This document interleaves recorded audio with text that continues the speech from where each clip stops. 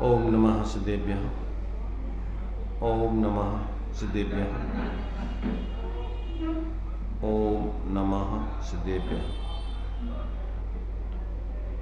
मंगलम भगवान वीरो मंगलम गौतमोमुनि मंगलम कुंद कुंदात्यो जैन धर्मोस्तु मंगलम सर्वमंगल मांगल्यम सर्वकल्याणकारकम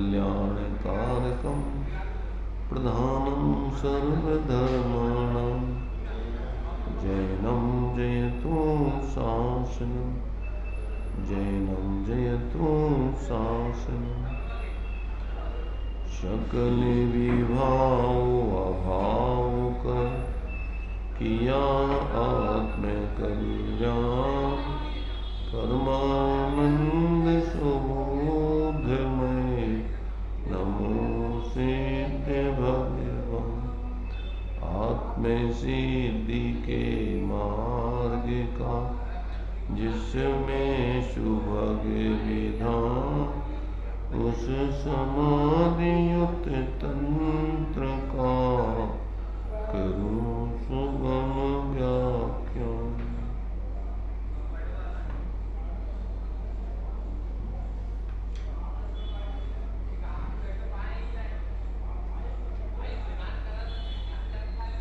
चर्चा अपनी 71 नंबर के श्लोक के माध्यम से चल रही है। इसमें प्रवचन के माध्यम से इसका विस्तार में अपन विवेचन समझ रहे हैं। बात तो संक्षेप में छोटी सी है, मुक्ति का अधिकारी कौन, इस बात को यहाँ पर सिद्ध किया जा रहा है। उसके लिए अनेक बिंदु यहाँ पर बना करके और उसका स्पष्टीकरण कर रहे हैं। क्योंकि अस्ति और नास्ति दो प्रकार से कथन होता है। किस प्रकार से क्या क्या अपन को ग्रहण करना है और क्या क्या छोड़ना है। क्योंकि ग्रहण करने में तो ज़्यादा विस्तार नहीं है, अस्ति में तो अपना एक स्वरूप को ही ग्रहण करना है। नास्ति में उसका जो है बहुत विस्तार है, क्योंकि सारा संसार नास्ति रूप है।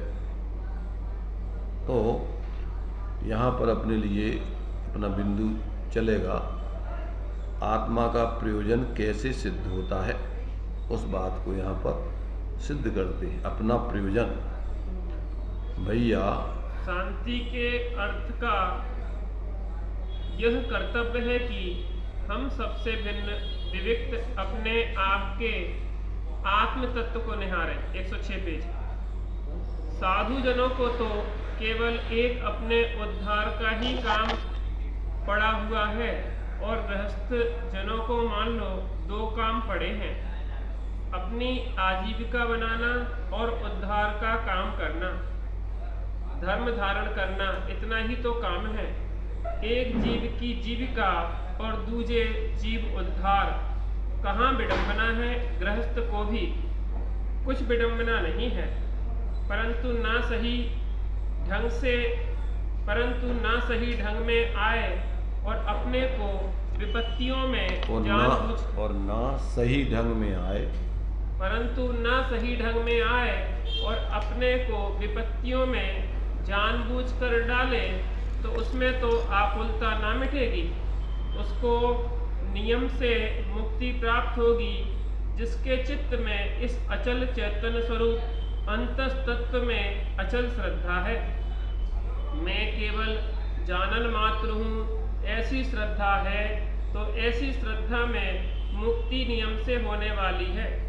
किंतु जिसको अपने आत्म स्वरूप की भावना ही नहीं है, जिसको जो कुछ बताओ वैसा ही मान ले, या अपने मन से इस शरीर को ही निहार कर आत्मा मान ले, तो ऐसे चलायमान चित्त में मुक्ति की बात संभव नहीं हो सकती।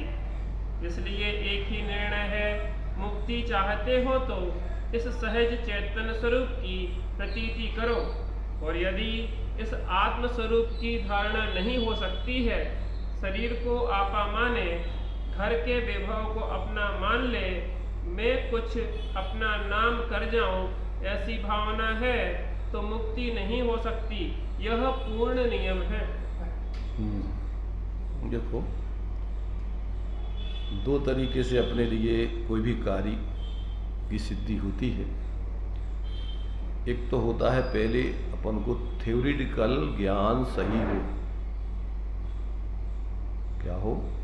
पहले तो अपन को उसका ज्ञान सही हो, उस विधि का अपन को ज्ञान हो, जो कार्य करना है, जो कार्य छोड़ना है। तो यहाँ पर अपने लिए चूंकि अपने स्वरूप की आराधना करना है और पराश्रय की वृत्ति छोड़ना है। मूल में तो दो काम है, दो काम का एक ही काम है। स्वाश्रय की वृत्ति को धारण करो तो पराश्रय की वृत्ति छूट जाएगी, और पराश्रय की वृत्ति जब ही छूटेगी जब स्वाश्रय की वृत्ति को धारण करोगे। माने अंधेरे को भगाना है, उजेले को करना है। दो काम है। क्या है इसकी विधि? अंधेरे को भगाने का काम और उजेले को करने का काम, दो काम है। तो दो काम तो कहने के हैं, वास्तव में तो एक ही काम है कि अपन उजेले को करें तो अंधेरा अपने आप ही नहीं होगा, क्योंकि उजेले के अभाव का नाम अंधेरा है। ऐसे यहाँ पर आत्म कल्याण में अपन अपने स्वरूप को ही अपना स्वरूप जाने माने और उसी में स्थिर रहें। तो अब पर अपना मानेंगे नहीं, जानेंगे नहीं, पर की प्रवृत्ति नहीं होगी, संसार अपने आप ही खत्म हो जाएगा। तो काम तो एक ही है। तो पहले तो अपन को इस कार्य को, पहले तो ज्ञान में, विकल्पात्मक ज्ञान में, जिसको अपन थ्योरिटिकल ज्ञान बोलते हैं, माने शब्द ज्ञान अथवा अपन को जानकारी उसकी, पहले तो सही विधि की जानकारी हो और फिर अपन उसको प्रैक्टिकल करें, अपने जीवन में उसको अपनाएं, तो कार्य सिद्ध होता है। अब यदि अपन को पहले सही जानकारी नहीं होगी, आपके लिए शिखर जी जाना है, पहले शिखर जी कैसे जाएंगे, कहाँ कहाँ से कौन कौन सी स्टेशनें पड़ेंगी, कैसे कैसे हम शिखर जी पहुँचेंगे, तो पहले तो पूरा ये ज्ञान हो। और ऐसा ज्ञान करके ही मान लो क्या हो, हमने तो सब शिखर जी, हम शिखर जी हो गई, तो भी काम नहीं चलेगा। तो आपको फिर प्रैक्टिकल में आपको उस विधि को अपना करके और क्रम क्रम से शिखर जी पहुँचना। ऐसे यहाँ अपन को, क्योंकि जीव अनादिकाल से अपने स्वरूप से बहिर्मुखी जीवन जी रहा है, रात दिन अपने स्वरूप की तरफ लक्ष्य नहीं है, शरीर आदि संयोगों में, भोगों में, इनमें जीवन इस शरीर को ही आत्मा मान के रात दिन इसी के पचड़े में लगा, तब तो उसके लिए आत्मा की सिद्धि, आत्मा की शांति कैसे मिले? तो पहले तो अपन को ये समझ करके कि ये अपनी सिद्धि अंदर में अपने स्वरूप के ग्रहण करने में ही होगी, बाहर से कुछ भी करते रहने से नहीं होगी। पहले तो ये निर्णय हो, उसकी विधि अपन समझें, समझ करके उस पर विश्वास आए कि हाँ वास्तव में यही काम करने से अपना हित है, ऐसा विश्वास आए। और फिर उस पर अपन क्या है कि भाई इस तरीके से उस स्वरूप को ग्रहण करने की विधि ये है कि अपन अपने उपयोग को सब तरफ से हटा करके एकमात्र अपने उपयोग को क्या करें, अपने स्वरूप का विचार करके उसी का ध्यान करें। अपन बोलते वस्तु विचारत ध्यावते मन पावे विश्राम, रस स्वादत सुख उपजय अनुभवता को नाम। अनुभव ही मोक्ष का मार्ग है। अनुभव चिंता मणिरतन, अनुभव है रसकूप और अनुभव मार्ग मोक्ष को, अनुभव मोक्ष। तो अब ये प्रक्रिया है। अब इस प्रक्रिया को शास्त्रों में तो विस्तार में अस्ति नास्ति से बताया है। अस्ति में तो अपन ने 6 डाला में पढ़ा है मोक्ष मार्ग, पर द्रव्यंते भिन्न आप में रुचि सम्यक्त भला है, आप रूप को जानपन हो सो सम्यक ज्ञान कला है, आप रूप में लीन रहे फिर सम्यक चारे सोई, अब व्यवहार मोक्ष मग सुनिए हेतु नियत का हुई। अब इस 3 लाइनों के कार्य करने के लिए अब उसका विस्तार से सुनो। तो जितना भी आपको विस्तार है वो सब नेगेटिव रूप है। पॉजिटिव रूप में तो अपन सबसे अलग है, तो अपनी श्रद्धा, अपना ज्ञान, अपनी लीनता करना शांति का मार्ग है। इतना सा अस्थि रूप में ये कार्य करना है। अब ये कार्य करने के लिए अब विस्तार में क्या क्या नहीं करना, कहाँ से हटना, ये सारा का सारा पूरा व्यवहार की प्रक्रिया आपको समझाई गई है। तो अब अपने लिए ये बात पहले तो अपन ज्ञान में समझें उस पूरी की पूरी प्रोसेस को, और समझ करके फिर प्रैक्टिकल करें। अब ये प्रैक्टिकल करेंगे तो कार्य सिद्ध होगा, और वो नहीं करेंगे या बिना समझे हुए कुछ भी करेंगे तो आज तक तो जो ही हो रहा है, जीवन में शांति तो मिली नहीं। चाहे साधु बन जाओ, चाहे समझदारी में क्षय उपसम ज्ञान में पंडित बन जाओ, अनेक प्रकार के दूसरों को समझाते रहो, जीवन में प्रैक्टिकल करो नहीं, तो ये सब कोरा अपने लिए सिर्फ शुष्क ज्ञान है, मात्र जानकारी है, इससे कोई कल्याण होने वाला नहीं है। तो यहाँ आचार्य कह रहे कि भैया देखो, जिसका चित्त अपने उस चैतन्य स्वरूप आत्मा में क्या हो गया, उसको धारण करके स्थिर हो गया, उसी में लीन हो गया, उसकी मुक्ति निश्चित है। और जिसका चित्त अपने स्वरूप को छोड़ करके इधर उधर भटकता रहता है, बाहर में शरीर आदि को, आजीविका को, ख्याति को, लाभ को, मान सम्मान, इनमें बुद्धि लगाए रखता है, उसको मुक्ति कभी नहीं होती। ये नियम, एकांत से नियम है कि जिसका चित्त अपने स्वरूप में स्थिर है, उसकी मुक्ति नियम से होती है, उसके लिए कोई मुक्ति से रोक नहीं सकता है। और जिसका चित्त अपने स्वरूप में स्थिर नहीं होता है, इधर उधर भटकता रहता है, उसको मुक्ति कभी नहीं होती। बाहर में चाहे साधु बनो, चाहे पंडित बनो, चाहे करोड़ों रुपया अरबों खरबों की संपत्ति प्रॉपर्टी इकट्ठी कर लो, चाहे बाहर में किसी पदों पे बने रहो, उससे कुछ नहीं बना, शांति नहीं मिलेगी। सिर्फ अकेला लोक में आपको जो है कदाचित जो भी उदय जैसा होगा वैसे आपके परिस्थिति बनेगी, पर शांति तो नहीं मिलेगी। तो ये बात यहाँ अपन को, इस अपना प्रयोजन जिसको सिद्ध करना है, तो ये बात उसको समझ में आना चाहिए। शांति माने अपने स्वरूप की सिद्धि, और अशांति माने भूल के स्वरूप को इधर उधर उपयोग को भटकाना। अपन बोलते मोह महामद पियो अनादि, और भूल आपको अपने को भूल के बाहर में भटकते रहना, ये संसार है।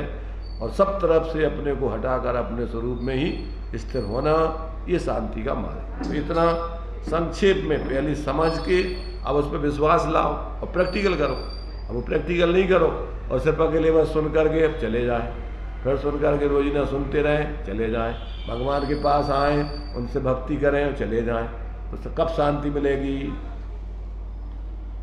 भगवान साक्षात नहीं है, अपन ने मूर्ति बना ली, समझ आए ना। भगवान तो चले गए मोक्ष, अभी वर्तमान में यहाँ पर विदेश क्षेत्र में है भगवान। वो भी यही उपदेश दे रहे सबको। काय का उपदेश दे रहे कि शांति का मार्ग भैया अपने स्वरूप के आश्रय में है। पराश्रय से स्वाश्रय से मुक्ति बखानी, अमर तेरी जग में कहानी। तो एकमात्र उपाय सभी जीवों के लिए सुख का, शांति का है। अब इस मार्ग को अपनाने के अलावा और कोई दूसरा उपाय शांति का न था, न है, न होगा। अब ये जिसकी समझ में आ जाए और जो जीवन में अपनाए वो उसको पा जाए, और जो इसको नहीं सुने समझे, नहीं अपनाए, तो भटक रहा है। उसके लिए कोई किसी दूसरों से कोई बताने की और कहने की जरूरत नहीं है। उसका दुख परेशानी वो स्वयं भोग रहा है, भोगता रहेगा, भोगता रहा है। तो ये बात यहाँ पर कि भैया देखो, अपना प्रयोजन साधने की विधि एक तो समझो और समझ करके प्रैक्टिकल करो। अब यहाँ कहते हैं एक साधे सब सदे। जिसने एक को साध लिया उसने सब साध लिया, और जिसने एक को नहीं साधा उसने कुछ नहीं साधा। दुनिया के जैसे मान लो एक को साधे बने, जैसे मान लीजिए आपके लिए पेड़ में फल लगाना है, तो उसके लिए अपन को क्या करना कि पेड़ के मूल में सिंचाई करो, और मूल को छोड़ के डाल पत्ते पत्ते इधर उधर सींचते फिरो पानी, तो कुछ होने वाला नहीं। ऐसे ही अपन को एक अपने लिए मूल स्वरूप को साधने से सब सिद्धि है, और स्वरूप को भूल करके सब भटकना है। ये बात यहाँ देखिए सिद्ध कर दे। एक इस आत्म तत्व को सब सदे तो समृद्ध हो जाएंगे। एक इस अंतस्तत्व की रुचि होने पर भी यदि अपशिष्ट राग बस बंद होता है तो पूर्ण बंद होता है, जिसके उदय काल में सर्व वैभव आता है। जिसको इस अंतस्तत्व की रुचि है उसकी ऐसी विशुद्धता बढ़ती है कि भव के बांधे हुए कर्मी क्षण मात्र में एक साथ फिर जाया करते हैं। लौकिक आनंद और पारलौकिक आनंद इस सहज आत्मतत्व की दृष्टि में भरा हुआ ही है।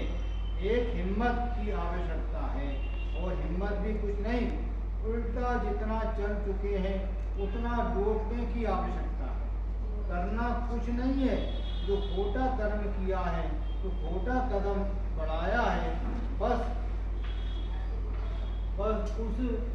उस उतना लौटने की जरूरत है। इससे आगे और कुछ भी काम करना इसे आवश्यक नहीं है। यूँ समझो कि स्वतंत्र निश्चल निष्काम आत्म तत्व के संधान में आचरण में सर्व प्रकार की सिद्धि स्वयं पड़ी हुई है। ऐसा समझकर एक आत्म स्वरूप को जानने की रुचि करें, अभ्यास करें, तो उस प्रसाद के प्रताप से सर्व समृद्धि हो सकती है।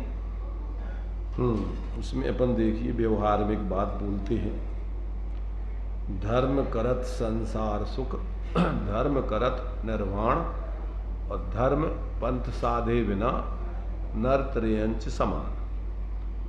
तो धर्म की आराधना करने वाले को कहते हैं कि सांसारिक सुख तो गेहूं को पैदा करने वाले साथ में भूसा होने के समान है। जो व्यक्ति आत्माराधना के मार्ग में लगता है, जब तक उसकी अभी पूर्ण वीतराग दशा की सिद्धि नहीं होती, उसकी कसाएं अत्यंत मंद होती हैं, और उन मंद कसायों में जीव माने पारलौकिक हित की बात ही सोचता है सबकी। क्या सोचता है? जैसे तीर्थंकर प्रकृति का बंध सम्यक दृष्टियों को होता है, मिथ्या दृष्टियों को नहीं होता है। वो काय से होता है? वो 16 कारण भावनाएं अपन पढ़ते व्यवहार में, तो उसमें सब अन्य जीवों अपने हित के साथ साथ अन्य जीवों के पारमार्थिक हित की भावना ही उसमें गर्भित है। जो साधक हैं उनके प्रति उनके आत्मकल्याण में सहयोगी बनने की, और जो अभी संसार में हैं उन जीवों के भी कल्याण करने की भावना ऐसी उसको निरंतर चलती रहती है। अपनी स्वरूप आराधना का कार्य जो होता है, स्वाश्रय से जितनी श्रद्धा ज्ञान लीनता होती है, उसमें तो अतीन्द्रिय आनंद उतना उतना तो मोक्ष उसके लिए यहीं, मोक्ष कोई स्थान विशेष या बाहर में नहीं। मोक्ष माने मोह रहित जितनी दशा अपने स्वाश्रय से होती है वो मोक्ष का आनंद है। तो उतनी उतनी शांति निराकुलता तो उसको प्रकट हो गई, और जितनी जितनी अस्थिरता है उसमें उसके लिए विवेक पूर्वक क्या करता है कि उन कसायों में वो सब जीवों के कल्याण के भावना आदि प्रयत्न आदि और साधक जीवों के प्रति उसका सहयोग आत्मकल्याण आदि में चलता है। तो ऐसे जीव को जब तक वो संसार में रहता है तो साथी से पुण्य का बंध सहज होता है।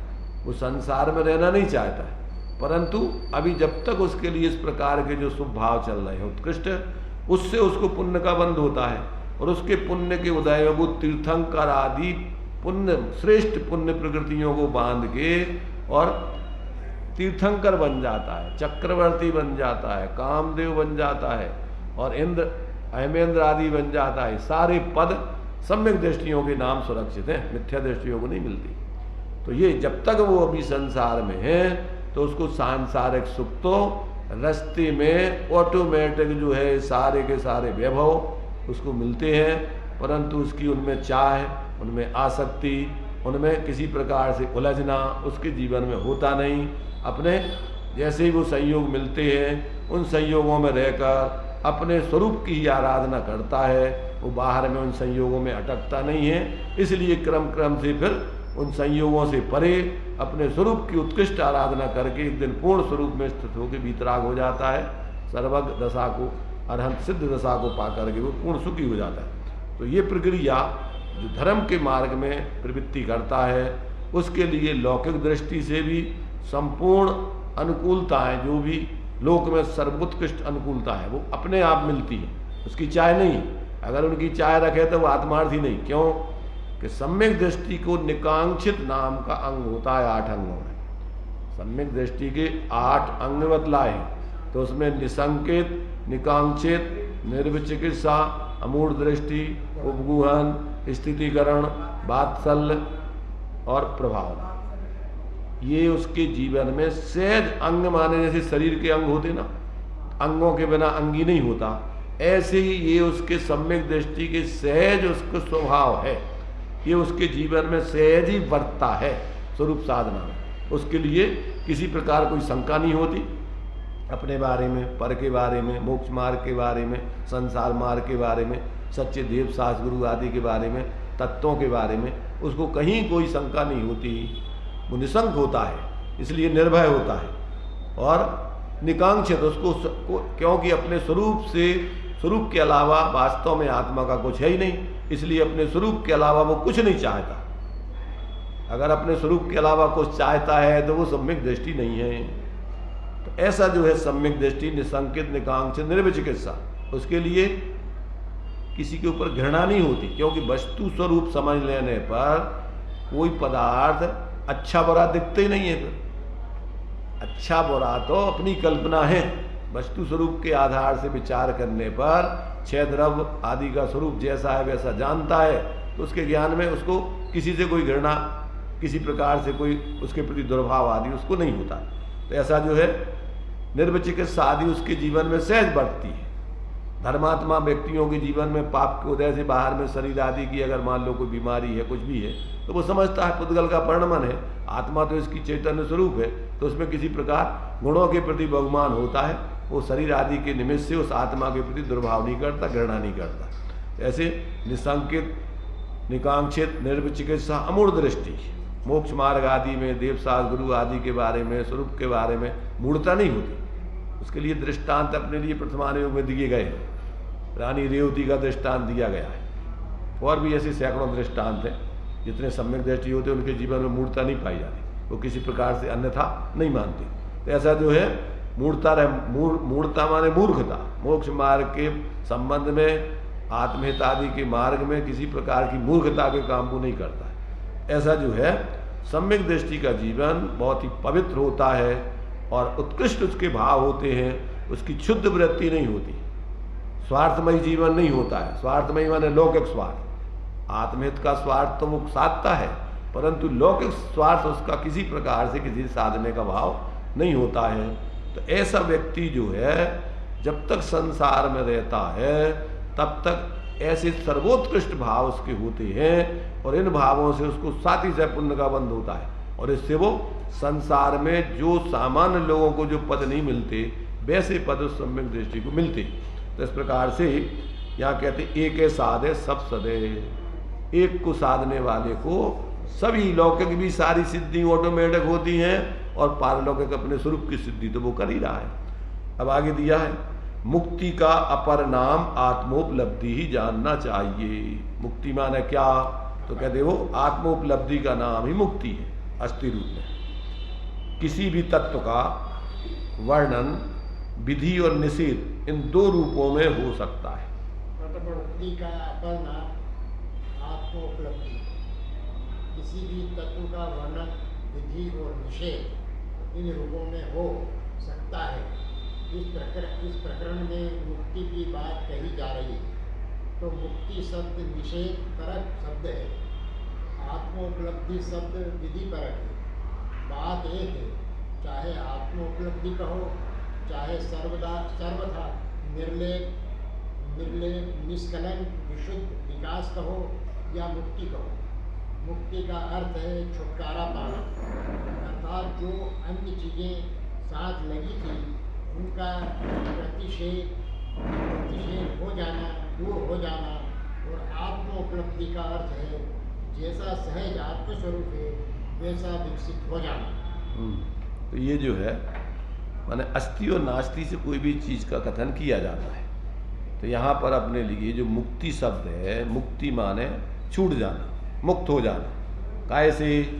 तो कहते हैं आत्मा का जो स्वरूप नहीं है, जो संयोग आदि में रहना आत्मा का स्वभाव नहीं है, जिन विकार आदि भावों में आत्मा को रहना उसका स्वरूप नहीं है, उनसे मुक्त हो जाना। तो नास्ति रूप में अपन कर्म नो कर्म, द्रव्य कर्म भाव कर्म नो कर्म से रहित, जो अपन सिद्ध भगवान का स्वरूप बताते ना, ज्ञान शरीरी, ये अस्थि रूप कथन है। त्रिविध कर्म मल वर्जित, ये नास्ति रूप कथन है। तो ज्ञान शरीरी त्रिविध कर्म मल वर्जित सिद्ध महंता, ते हैं निकल अमल परमात्म भोगे सर्व अनंता। तो निकल अमल ये भी निषेध परक है, माने जो शरीर रहित हो गए हैं, निकल, और जो सकल निकल परमा मैं तुम्हारे से क्या, ज्ञान शरीरी त्रिविध कर्म मल वर्जित सिद्ध महंता, ते हैं निकल अमल, मल से रहित और कल से रहित। तो कल माने शरीर, मल माने राग द्वेष मोह कर्मादि, इन सब से रहित। तो ये निषेध परक है। तो ऐसा दो तरीके से अपन कथन करते। अस्थि में तो अपना आत्मा का स्वरूप ज्ञान शरीरी, आत्मा कैसा है? ज्ञान शरीरी, चैतन्य स्वरूप है आत्मा। तो अपने उस चैतन्य स्वरूप आत्मा की पूर्ण उसी की उपलब्धि हो जाना, अर्थात पर्याय में पूर्ण सिद्धि हो जाना, वो अस्थि रूप में मोक्ष है। और नास्ति रूप में संपूर्ण विकारों से, संपूर्ण कर्म आदि के संयोगों से, नो कर्म आदि के संयोगों से आत्मा का छूट जाना, वो नास्ति परक मुक्ति का स्वरूप है। मुक्ति माने इनसे मुक्त हो जाना। ऐसा जो है कहते हैं, चाहे मुक्ति का अपर नाम आत्मोपलब्धि है अस्थि रूप में, नास्ति रूप में मुक्ति कहते हैं, और अस्थि रूप में आत्मोपलब्धि। तो ये आत्मा की उपलब्धि यही वास्तव में मुक्ति है। और मुक्ति में कुछ नहीं होना है। मुक्ति में अपन को अपने स्वरूप की प्राप्ति हो जाए पूर्ण रूप में। देखो दो तरीके से इसको अपन विचार करते हैं। एक तो आत्मा की प्राप्ति हो जावे, और एक तरफ कहते हैं आत्मा की प्राप्ति तो है, इसलिए दूसरे अर्थ में बोलते हैं प्राप्ति की प्राप्ति। कैसी प्राप्ति की प्राप्ति? दृष्टांत दिया समय सार में कि जैसे कोई व्यक्ति मुट्ठी में अपनी अंगूठी सोना रख करके भूल गया, अब वो ढूंढता फिर रहा है, अब उसके लिए सोना प्राप्त करना है, उसका सोना नहीं मिल रहा है, तो अब क्या करना उसको सोना प्राप्त करने के लिए? उसके पास मुट्ठी में रखा ही है, भूल गया वो, तो मुट्ठी खोल के देखना है। ऐसे ही अपन को आत्मा तो प्रत्येक जीव है ही, पर अपने स्वरूप को भूल गया है और पर में मूर्छित होकर इधर उधर आत्मा को खोज रहा है। तो अब क्या करना कि अपन को सिर्फ भ्रांति तोड़ करके अपने को अपने रूप देखना है। अरे मैं तो आत्मा ही हूं। अभी तक एक दृष्टांत दिया अनुभव प्रकाश में, चांपा ग्वाला का। चांपा ग्वाला जानते? भैंसे गाय चराने वाले जो होते वे ग्वाला कहलाते। उसका नाम चांपा ग्वाला, कोई भी नाम रख सकते हो, तो उसमें चांपा ग्वाला का नाम दिया। तो वो भैंसा चराने के लिए जंगल ले गया, गाय भैंसे। क्या हुआ कि उसने वहाँ धतूरा खा लिया। धतूरा जानते? ज्यों कोई जन खाए धतूरा सो सब कंचन माने। उसको सारा पीला पीला दिखाई देने लगता। जो धतूरा खा लेता है वो नशा चढ़ता है उसका बहुत, तो फिर वो सब भूल जाता है, उसको सब पीला पीला दिखता है। तो उसने धतूरा खा लिया। धतूरा खा करके वो नशे में आ गया। तो भैंसे में से सब छोड़ छाड़ करके वो घर आया। वो घर आ करके उसने दरवाजे की कुंडी लगी हुई थी, कुंडी कटकटाई। कुंडी कटकटा करके कटाई तो उसने, जो उसकी पत्नी ने बोला कौन? तो उसने बोला कि क्या चांपा ग्वाला है यहाँ? उसने देखा चांपा ग्वाला है, कौन? देखे कौन है? उसने देखा करे ये तो पति वही है चांपा। और ये क्या? उसने खोले के बाद उन्हें क्या है? कहने लगी चांपा ग्वाला है क्या? उसकी भैंसें गाय भैंसें जो जंगल में है वो वहाँ पर उसको भेजना है। उसने कहा इसको हो क्या गया है? क्या पागल हो गया क्या? तो वो ग्वालन तो थी ताकत बढ़। उन्होंने कहा चांपा ग्वाला तुम कौन हो? तो एकदम जो है उसकी झपकी सी खुली। उन्होंने कहा अरे मैं ही चांपा ग्वाला हूँ। ऐसे ही जो है प्रत्येक जीव अपने को भूल करके और जीव को ढूंढता फिर रहा है। अब ढूंढता फिर रहा, आचार्य कहते अरे तू किसको ढूंढ रहा भाई? अरे तू स्वयं ही तो चेतन स्वरूप जीव है, तू ही चेतन चिदानंद चिद्रूप है, तुझको देना दिखाई तो मैं क्या करूं? हैं? अरे तू तो स्वयं ही ना चेतन स्वरूप है। तो एकदम उसका मोह का नशा छूटे और अंतर में दृष्टि हो जाए, एक क्षण में उसको आत्मा के दर्शन हो सकते। क्यों कि आत्मा तो है ही और ज्ञान में वही व्याप रहा है, सिर्फ अकेला भूल करके और वो इधर उधर भ्रम में पड़ गया। ऐसा उसको आचार्य कहते हैं कि जब ऐसा भ्रम दूर हो जाता है, एकमात्र भ्रम है, इसको भ्रम रोग है। कौन सा रोग है? भ्रम रोग। हर जिनके वचन मुख चंद्र ते अमृत जल। अपन भक्ति में बोलते या बुद्ध सेति निज न जानियो भ्रम गिणो हितकार जी। अभी तक अपन ने काय में हित माना? भ्रम में, मिथ्या कल्पनाओं में, ऐसा ये कर लूँ, वो कर लूँ, वो कर लूँ, वो कर लूँ, पागल हो गया। ये अनादिकाल से क्या कर रहा है? विक्षिप्तता के कामों में लगा हुआ है। पागल आदमी क्या करता है? अपना घर छोड़ करके घूमता फिरता है, इधर उधर भटकता फिरता। अब उसको कुछ होश ही नहीं है कि अपन कर क्या रहे। ऐसे ही भूल के अपना घर, जाने कितनों के घर, सबको जाना पड़ा। मिथ्या दृष्टियों को सबको जाना पड़ा। तो अब अपने भूल के घर और कहीं कुछ है नहीं। तो ये अपन को यहाँ कह रहे भैया, अस्थि रूप में मुक्ति का नाम आत्मोपलब्धि है। मात्र अपने स्वरूप की अपने उपयोग में, अपने ज्ञान में, श्रद्धान में, आचरण में उपलब्धि कर लेना, इसी का नाम मुक्ति है। सब बंधनों से छूट जाना है और ये नहीं करने पर भटकते रहना है। अब आत्मोपलब्धि का मार्ग कैसा है?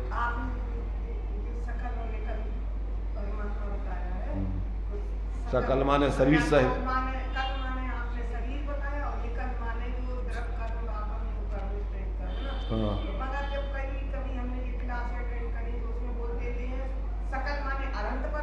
हाँ तो ठीक है, वो ठीक है। अस्थि रूप में तो अपने लिए, पर उसका स्वरूप जो हम बता रहे हैं वही है। अरहंत भगवान शरीर सहित है क्या? शरीर रहित है। और सिद्ध भगवान 3 प्रकार के मल से रहित है कि 3 प्रकार के मल सहित हैं।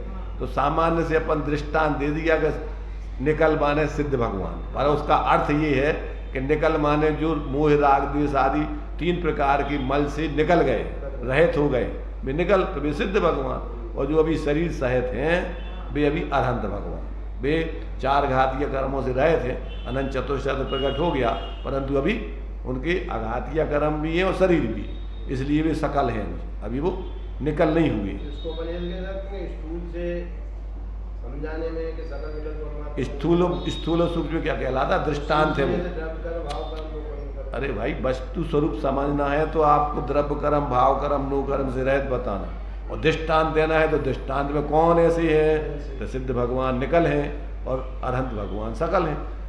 तो ये अपन को दृष्टांत है वो, पर उसका अर्थ ये है कि जो शरीर और 4 अघातीय कर्म सहित हैं वे सकल परमात्मा है, और जो त्रिविध कर्मल से रहित हो गए हैं, संसार से अतीत हो गए हैं, ऐसे सिद्ध भगवान निकल परमात्मा है। अब आगे आत्मोपलब्धि का मार्ग क्या है? आत्म विकास कार्य की सिद्धि किस प्रकार होती है, इस संबंध में एक मुख्य सूत्र है। सम्यक दर्शन ज्ञान चारित्राणी मोक्ष मार्ग। सम्यक दर्शन, सम्यक ज्ञान और सम्यक चारित्र का एकत्व मोक्ष का मार्ग है। सम्यक दर्शन का अर्थ है आत्मा का यथार्थ विश्वास। सम्यक ज्ञान का प्रयोजन है यथार्थ सहित आत्मा का परिज्ञान, और सम्यक चारित्र का मतलब है ऐसे ही विशुद्ध आत्म स्वरूप में रम जाना। विश्वास, ज्ञान और चारित्र, इन तीनों बिना किसी भी कार्य की सिद्धि नहीं होती है। लौकिक कार्यों को ढूंढ लो, जैसे रसोई बनाना है तो रसोई बनाने की बात भी विश्वास, ज्ञान और आचरण बिना नहीं हो सकती है। विश्वास है कि इस तरह रसोई बन जाएगी, और ज्ञान है कि इस विधि से, इस चीज से रोटी बनती है। जो विधि उसे ज्ञात है वैसा कर लेगा तो रोटी बन जाएगी। किसी को ऐसी शंका तो नहीं होती कि आज आटे से रोटी बनेगी अथवा ना बनेगी। कोई यह तो नहीं सोचता कि आज कहो रेत से रोटी बन जाए। तो श्रद्धा बिना ज्ञान की सफलता हो ही नहीं सकती।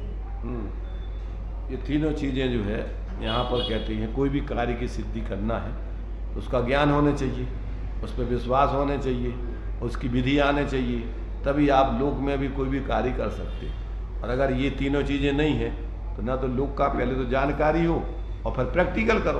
दो चीज़ें हैं, थ्योरी और प्रैक्टिकल।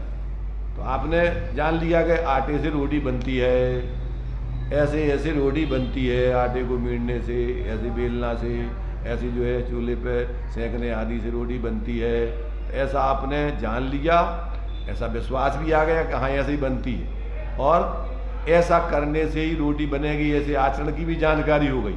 अब आचरण में नहीं लाओ आप तो रोटी बन जाएगी कि नहीं बन जाएगी। विश्वास नहीं हो कि रोटी ऐसी बनती कि नहीं बनती तो भी कार्य नहीं होगा। ज्ञान नहीं हो विधि का तो भी ज्ञान नहीं होगा। और उस प्रकार का आप पूरा तीनों का एक रूपता नहीं करो, विश्वास लाकर उसका ज्ञान करके उसका प्रैक्टिकल उस प्रकार से रोटी बनाने का प्रयोग नहीं करो तो क्या रोटी बन जाएगी। ऐसे यहाँ मोक्ष मार्ग में ज़्यादातर या तो लोगों को विधि नहीं सीखी और जल्दी से चलो, संसार दुख रूप है, दीक्षा ले लो, अनंत बार साधु बन गया, पर स्वरूप आराधना का कार्य साधु बन करके संसार के कामों में लग गया। क्या करता है साधु बन करके? स्वरूप आराधना करना कि और कोई काम करना। अब स्वरूप आराधना का काम कितने लोग करते?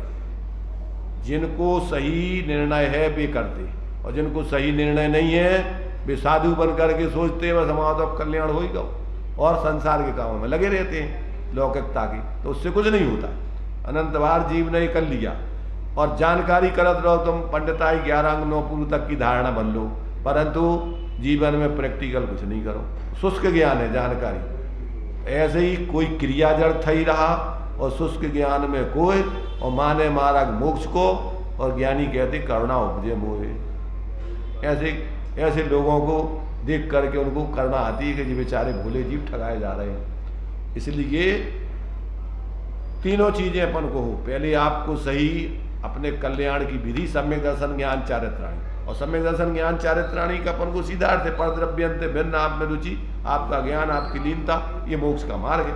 अब ये कार्य नहीं करो और धर्म के नाम पर फिर दुनिया के उसमें लगे रहो, तो इससे क्या होना है। इसलिए पूरा का पूरा जीवन में जब तक ये जो विधि है उस विधि को समझकर अपनाएंगे नहीं।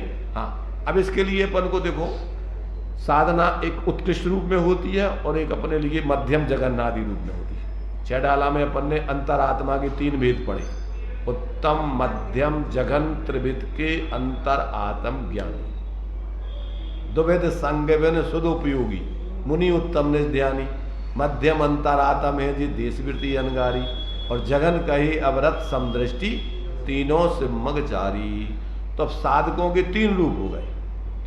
एक अभी अवृत दशा में रह करके आत्माराधना करने वाले, एक देशव्रत आंशिक रूप में निर्वृत्ति करके आत्माराधना 11 प्रतिमा आदि मैंने श्रावक की भूमिका में मनुष्य पर्याय में इस प्रकार 11 प्रतिमाओं की माध्यम से स्वरूप आराधना करने वाले, और एक पूर्ण निर्वृत्ति करके और साधु बन करके पूर्ण अपनी स्वरूप शुद्ध उपयोगी। द्विविध संगविन शुद्ध उपयोगी, अपने स्वरूप की ही साधना मुख्य रूप से उत्कृष्ट रूप से करें, इधर उधर के कामों में नहीं उलझे। इधर उधर के कामों में उलझ रहे मतलब तुम्हारी साधुता वास्तव में सच्ची नहीं है। तो ये जब तक व्यक्ति को समझ में नहीं आता तब तक जीव अनेकों बार धर्म के नाम पर भी अपने को ठगता है। या तो क्षयुप संज्ञान की मारामारी में लगा रहता है, सिर्फ अकेला जानकारी करते रहो करते रहो करते रहो करते रहो, जीवन में कुछ नहीं। और या फिर बिना समझे हुए बिना विधि अपनाए हुए और बाहर में दौड़ लगा के निर्वृत्ति कर लो, संसार आसार है, सब बेकार है, और छोड़ करके और काम संसार के करते रहो फिरते। समाज की नेतागिरी में लग जाओ, दुनिया की इधर उधर की पट्टाचारी फलाने आचारी, ये ढेम के आचारी, उसमें इसी होड़ में लगे रहो। तो ये जब तक व्यक्ति को यथार्थ बोध नहीं होता है तब तक वो अपने को ठगता है, इससे किसी दूसरे का हित नहीं है। बहुमूल्य जीवन है, आयु तो जितने समय मिली है उतना है, और तुम जो कर रहे हो उसका परिणाम पाओगे और आगे जाकर के फिर चतुर्गति के पास बने रहोगे। इसलिए आचार्य कहते भैया यहाँ अपन को मोक्ष मार्ग सम्यक दर्शन ज्ञान चारित्राणी तीनों की एकता रूप है, इसको जो अपनाता है वो जीव सुखी होता है। अब उसको निचली भूमिका में जघन्य अवस्था में रहकर आंशिक अपनाता है, मध्यम अवस्था में आकर के थोड़े उससे और ज़्यादा अपनाता है, और उत्कृष्ट अवस्था में आकर बाहर से अकेली निर्वृत्ति नहीं, अंदर की स्वरूप प्रवृत्ति मोक्ष मार्ग है। बाहर से निर्वृत्ति तो एक अपने लिए निमित्त मात्र है, एक उसके लिए बाह्य साधन है, क्योंकि बाहर से निर्वृत्ति ले लोगे तो आपके पास अब स्वरूप आराधना के लिए टाइम है, और आपके लिए बाहर से निर्वृत्ति नहीं तो टाइम ही नहीं है, मरने की फुर्सत नहीं है। जितने ज़्यादा बाहर में उलझे रहोगे आपके 24 घंटे आर्थ ध्यान होगी। आगे के श्लोक में वही बताएंगे कि जिसको स्वरूप आराधना करना है वो बाहर की जनसंपर्क आदि से रहित हो, तभी जा करके उसके संकल्प विकल्पों से बचेगा। तो इस प्रकार ये आत्मोपलब्धि का मार्ग। अब यथार्थ के अविश्वास में यथार्थ की असिद्धि। एक ठाकुर साहब एक जगह बैठे हुए थे, उनके पास एक बनिया भी बैठा था। बंदूक लिए हुए थे ठाकुर साहब, बनिया की तरफ बंदूक कुंदा था और उसकी नाली दूसरी तरफ थी। ये शोर कोई नाली नहीं, नली दूसरी तरफ थी। हाँ, नली दूसरी तरफ थी। इस ओर कोई भी ना बैठा था। वह बनिया बोलता है कि ठाकुर साहब यह बंदूक अलग रख दीजिए। ठाकुर साहब ने कहा क्यों? बनिया ने कहा कि कहीं ऐसा ना हो कि गोली निकल भागे। ठाकुर साहब बोले कि तुम्हारी तरफ तो बंदूक की नली भी नहीं है, फिर गोली कैसे निकल भागेगी? बनिया ने कहा कि 100 बार नली से गोली निकल जाती है, कहीं एक बार इस कुंजे से गोली निकल भागे तो आप इससे अलग ही रख दीजिए। तो इस प्रकार के भी अविश्वासी पुरुष होते हैं। ऐसी ही तो कोई अविश्वासी महिला हो तो क्या रसोई बन सकती है? आटा भी ढक दे, विश्वास भी हो और उसकी विधियों का ज्ञान ना हो, तो चीज कैसे बन सकती है?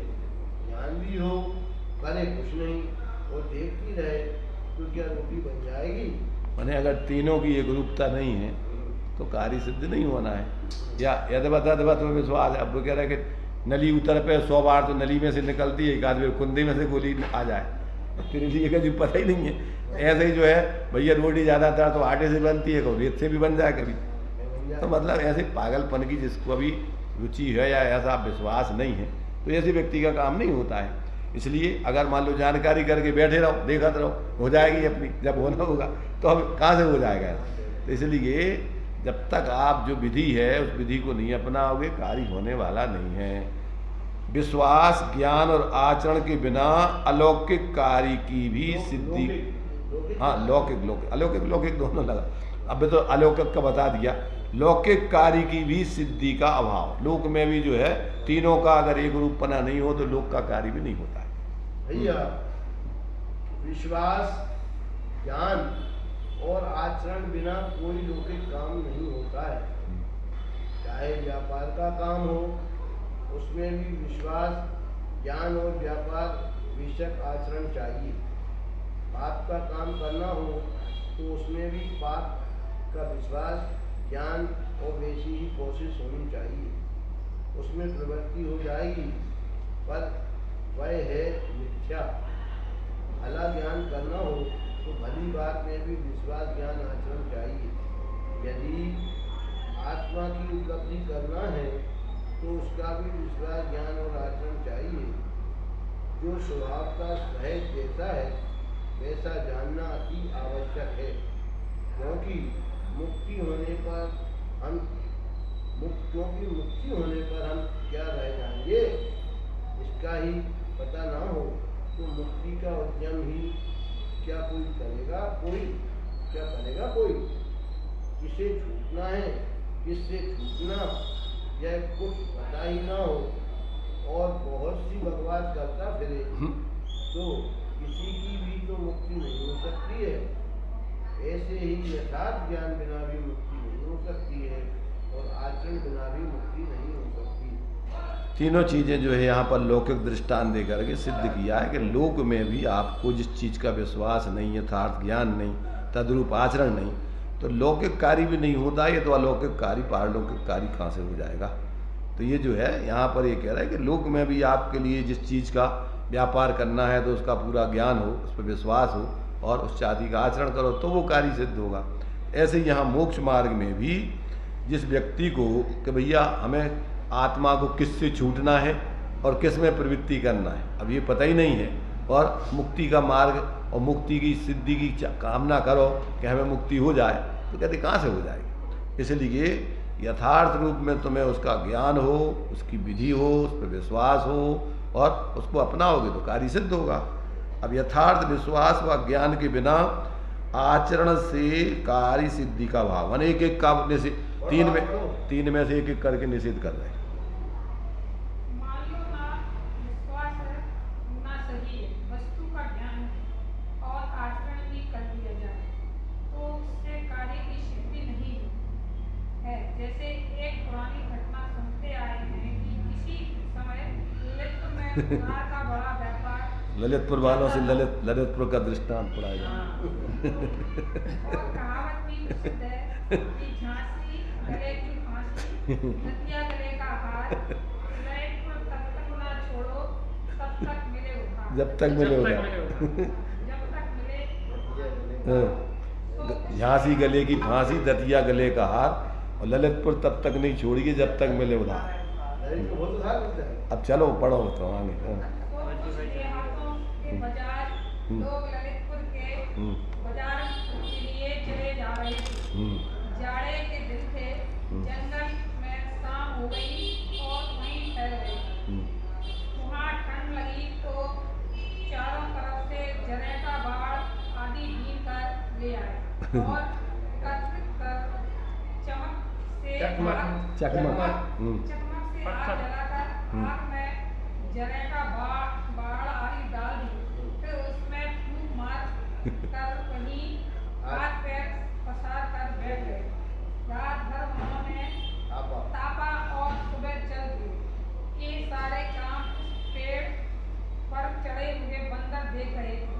अब दूसरी रात आई तो बंदरों ने सोचा कि इतने ही हमारे आप जैसे हाथ पैर उन मनुष्यों के भी थे। उन्होंने जैसा जाड़ा मिटा लिया था वही काम अपन भी करें तो अपन लोग भी जाड़ा मिटा सकेंगे। बंदर तो बड़े ही फुर्तीले होते हैं, तो दौड़ दौड़ कर इधर उधर से जनेटे बाढ़ आदि एकत्रित कर ली। जनेटी जाना था कि नहीं? झंकार नहीं, खेतों के चारों तरफ जो बाढ़ लगाई जाती है काट करके, कटीले कांटों वाली, तो वो जो है वो तो जनेटा, उसको जनेटा बोलते हैं। तो वो जनेटा जो है अब चारों तरफ वो तो पड़े रहते हैं खेत में, जब निकल जाते हैं तो उन्होंने जो है वो रास्ते में जो है जब वो ठंड हो गई तो जनेटा मनेटा इकट्ठा करके और उसमें चकमक से आग लगा करके फूंक करके जला के अपने रात भर हाथ पैर पसार करके तापते रहे वो। तो बंदरों ने देख लिया। अब वो बंदर भी कह रहे कि अपन भी तो नहीं ऐसे होते हाथ पैर, अपन नहीं कर सकते, अपन ठंडों में कब परेशान होते। अब आगे देखिए कब कहाँ, तो बंदर तो बड़े ही फुर्तीले होते हैं, सो दौड़ कर इधर उधर से खूब जनेटे बाढ़ आदि एक एकत्रित कर ली उन्होंने। अब आगे क्या किया, अब इकट्ठे बाढ़ अकेले जनेटा इकट्ठे करके बैठ गए, तो उसे तो झाड़ा मिटो नहीं इतने में। एक बंदर बोला कि ऐसे जाड़ा कैसे मिटे, अभी तो इसमें लाल चीज तो डाली ही नहीं। लाल चीज लाने के लिए उसकी खोज में चले। वहाँ बहुत से पटबीज पड़ रहे थे। पटबीज ने जानते हैं, जुगनू को पटबीज ने बोलते हैं। जुगनू होती ना रात में जो चमकती ठंडों में, तो उन्होंने कुछ पटबीज ने पकड़कर उस ढेर में डाल दिए। इतने पर भी जाड़ा ना मिटा तो एक बंदर बोला कि उन लोगों ने उसे मुख से फूंका भी था।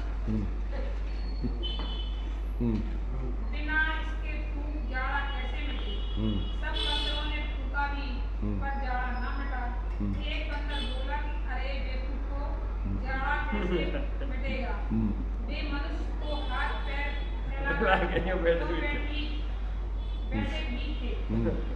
उन्होंने ऐसा भी किया पर जाड़ा ना मिटा, तो आचरण तो सब कर लिए पर ठंड ना मिटी। क्योंकि समझो कि जिन्होंने आत्म तत्व का परिचय नहीं हुआ है और देखे दिखाए अथवा बड़े पुरुषों द्वारा सुने हुए कि अभिरुचि से धर्म अभिरुचि से नहीं, अभिरुचि से धर्म के नाम पर सब कुछ भी कर डाले, जैसे कि बड़े पुरुष क्या करते हैं। इसी प्रकार यदि हम आप तप व्रत संयम और परित्याग आदि बातें भी कर डालें तो भी अंतस्तत्व के परिचय के बिना मुक्ति का मार्ग कहाँ से प्राप्त होगा। जो अपन ऐसा बोलते ना कि देखा देखी धारे जो और छीजे काया बाढ़े रोग, जो बाहर से मात्र देखा देखी निर्वृत्ति के मार्ग पे आ जाते हैं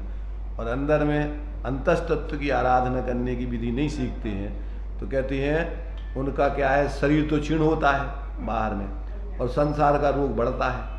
तो देखा देखी धारे जो और छीजे काया और बाढ़े रोग, अनेक प्रकार की बीमारियां होती हैं, क्योंकि अब शरीर के लिए तो अब समय पे चीज़ें वो दे नहीं पाते, खाना पीना आदि आदि जो भी, तो उससे बीमारियां बढ़ती हैं और अंदर में आर्थ और ध्यान शांति मिलती नहीं है, तो संसार का रोग बढ़ता जाता है।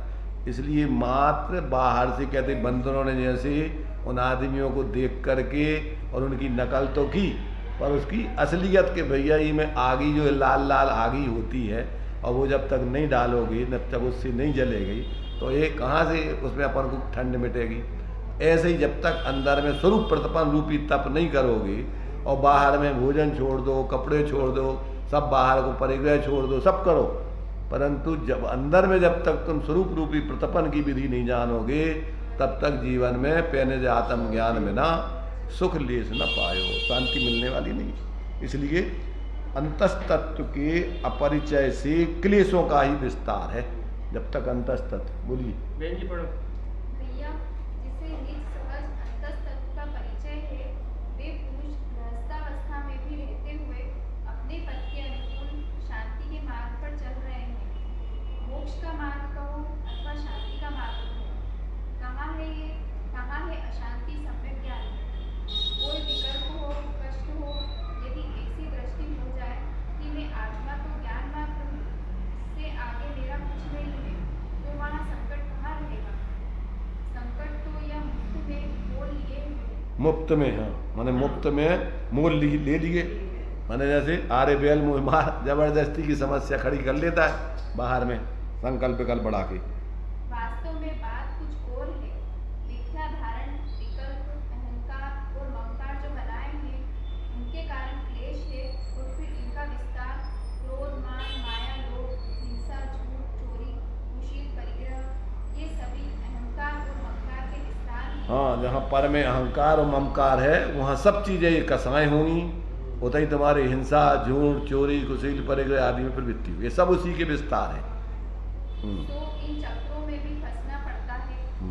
किसी का भी तो गुजारा इस प्रकार की सच्ची बात की परख बिना नहीं चल सकता। हाँ, जब तक आप अंतस्तत्व का परिचय नहीं होगा तो कहते बाहर में कितना भी तुम उठा पटक कर लो, खून दौड़ खून मचा लो, शांति की गंध आने वाली नहीं है।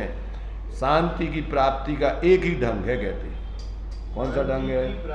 शांति की प्राप्ति का एक ढंग, साधु हो तो क्या, ग्रस्त हो तो क्या, सुख दुख का ढंग सबका एक सा है और आनंद पाने का ढंग भी एक सा है। जैसे सभी जातियां भिन्न भिन्न हैं, हिंदू, मुसलमान, बौद्ध, ईसाई, जैन, पर यह तो बताओ कि उत्पन्न होने और मरने का ढंग भी जुदा है क्या? मैंने इनके पैदा होने का और मरने का ढंग एक ही है क्या? सबके अलग अलग है? ऐसा तो नहीं है। मूल में देखो तो सब में एक सी बातें गुजरती हैं। ऐसे ही संसार और मुक्ति का भी यह सब उत्तर है। शांति और संतोष का भी यही उत्तर है। शांति का मार्ग केवल एक यही है, जैसा कि यह आत्मा अपने आप परमार्थ स्वरूप है, उसकी झलक हो जाए और इतना ही मात्र मैं हूँ, ऐसा विश्वास बन जाए तो शांति का मार्ग मिलेगा। ग्रस्त को भी यह चाहिए, साधु को भी ये चाहिए। दोनों के लिए वही चाहिए, अलग से कोई साधुओं के लिए मोक्ष का मार्ग अलग हो, गृहस्थों के अलग हो, ऐसा नहीं है। बस अंतर है पूर्ण निर्वृत्ति बाहर से और एक देश निर्वृत्ति का, पर अंदर की प्रवृत्ति सबकी वही है।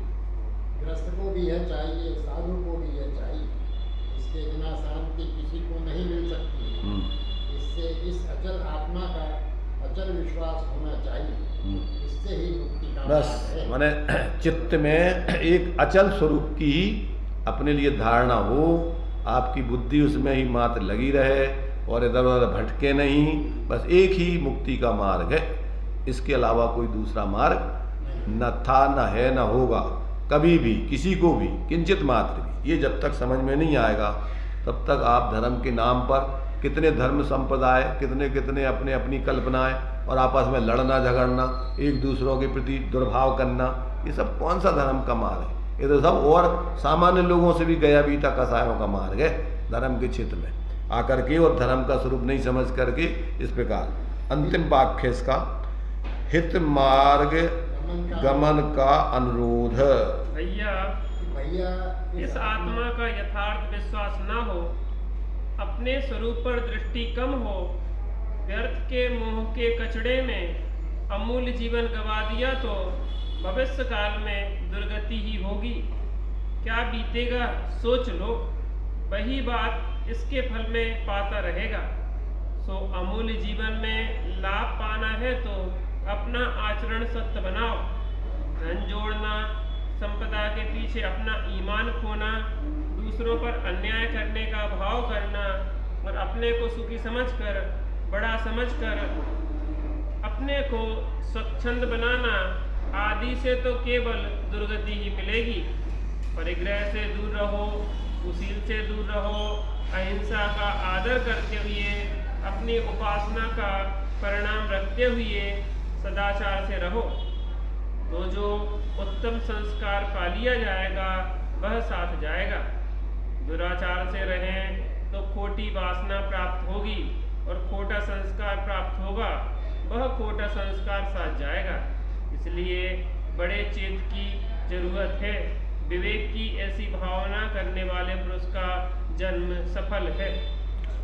संस्कार, संस्कार जब तक अभी संसार है तब तक जीव अभी संस्कार डालता रहता है। संस्कार माने जो भी सोचता है, विचारता है, आचरण करता है, वो उसकी धारणा ज्ञान में जमता जाता है। क्या करता है?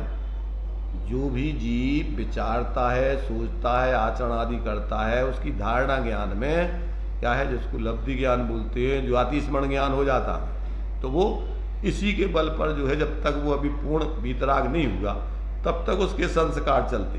और जैसे ही पूर्ण स्वरूप में स्थिर हो गया, संस्कारों का अभाव माने संसार का अभाव, अब उसकी धारणा नहीं, अब तो उपयोग एक ही उपयोग रह गया, केवल ज्ञान स्वरूप। अब उसका लब्धि उपयोग रूप दो प्रकार का परिणमन नहीं होता है। छद्मस्त जीवों के लब्धि उपयोग रूप दो प्रकार का परिणमन होता है। तो उपयोग में जो जो विचार करते हो, जो तुम्हारे अभिप्राय में बनाते हो, निर्णय करते हो, वो धारणा में आप जमाते जाते हो और वही फिर आगे निकाल करके उसी की जुगाली कर करके उपयोग में और अपने जीवन में प्रयोग करते हो। तो अब ये जो है, जब तक जीव को पूर्ण केवल ज्ञान, उस केवल ज्ञान में लब्धि उपयोग नहीं, फिर तो उनका सहज सबका स्वपर का एक साथ जानना है। तो ऐसा जो है, ये कहते हैं भैया कि हित का मार्ग तो एक ही है। जब तक जीव को अपने उस सहज स्वाश्रित अंतस तत्व की आराधना की विधि जब तक वो नहीं सीखता, तब तक उसके लिए संसार में कोई सुख शांति मिलती नहीं और कोई दूसरी विधि है नहीं। तो इस प्रकार से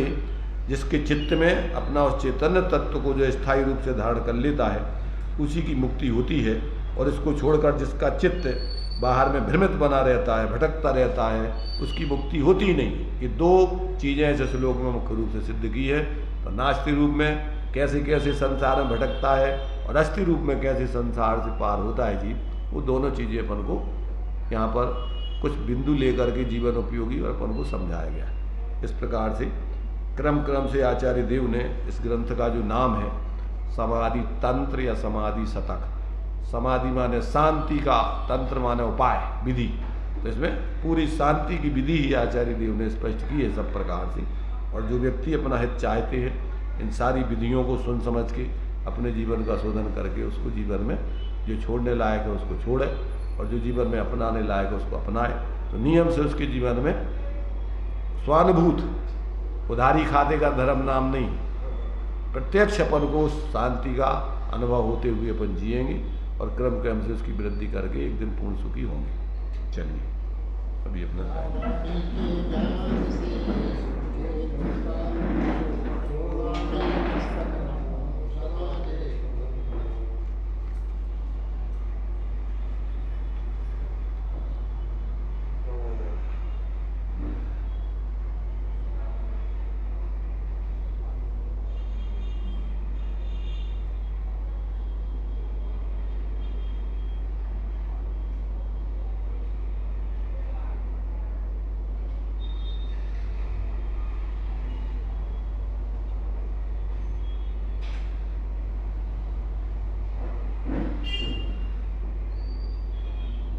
द्वादशांग वाणी पंच परमेष्टि भगवंतों की।